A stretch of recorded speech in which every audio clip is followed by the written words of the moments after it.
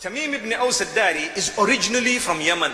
There was a flood that occurred in his area which made everyone run, which means they went out of that area of Yemen and they ended up in what we know today as Palestine. Subhanallah. So this man was in Jerusalem, and it is reported that he settled in Bethlehem and he became a very big priest, because some of the people became Christians, some remained on that idol worship, and some became Jews, and some did other things. He was from amongst those who was impressed by Christianity, so he became a Christian, and he became a priest, and he became a monk, and he used to teach the people in the monastery, and he did so much. And he says, I used to teach people about Christianity. I used to try and search for the original teachings of the Bible, the Old Testament, the Torah and the Injil.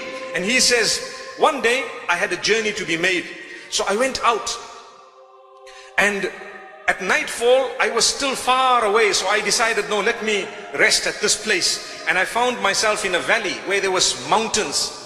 And for the first time I felt so scared, because I know about jinn. May Allah subhanahu wa ta'ala protect us from the jinn and even from the evil of mankind. Ameen. So my brothers and sisters, he says, when I felt this, I remembered that when I was much younger, the Arabs used to say, when you are scared of the jinn of the mountains, you must ask protection from the jinn of the mountains. Up to today, in a lot of cultures and traditions across Africa and some of the Middle East and even some of South America, I've heard, when there is a mountain, the people ask for protection from the god of the mountain or the jinn of the mountain. So he says, I was trembling, although I myself was a monk, but I said to myself, A'udhu bi sayyidi hadha al-wadi, which means I seek the protection of the chief jinn of this particular valley. So he says, as I lied down, I heard a voice. Subhanallah. The jinn spoke to him. What did they say to him? The jinn says, seek the protection of Allah, O man, the jinn cannot help you. So he was shocked. He said, what do you mean? Subhanallah. Seek the protection of Allah, the jinn cannot help you. And he was surprised.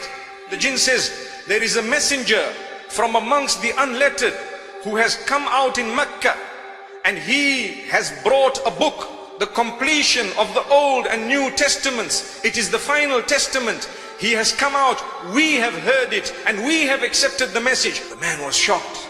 So he said, A'udhu Billah, I asked the help of Allah, and so on. And he slept the night, and he started recalling that in his books, in the testaments, he had read about this messenger who was going to come. And the description was that of Medina Munawwara. So he's trying to add the two together. The following day he got up and he went back to his area. He went straight to the chief monk and he asked him, look, this is what happened to me last night. He says, it is very true. There should be a messenger. It's about time he has come out, and he will probably be in that area. So he says, I started gathering some of my friends, and we gathered a group of people. It was the 9th year of Hijrah. And subhanallah, he says, we arrived in Medina Munawwara. We looked at Rasulullah sallallahu alaihi wasallam, and immediately I told him, I bear witness you are the messenger. Allah is one. There we are. Subhanallah. So who invited him to Islam? It was the jinn. Subhanallah. Tamim al-Dari. Tamim al-Dari. Constantly we're worried Islam is under attack. Why do you have polygamy in Islam? Why do you have these violent verses in the Quran? Why do you do this, and why do you do that, and why do you do the other? You know what? It's time to turn the tables on that conversation.